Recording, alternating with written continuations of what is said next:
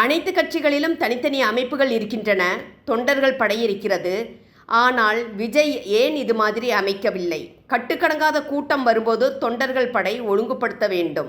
வேண்டுமென்றே ஆம்புலன்ஸ் கூட்டத்திற்குள் வந்தது, காவல்துறை லத்தி சார்ஜ் செய்தது, அதனால்தான் கூட்டம் அலைமோதியது.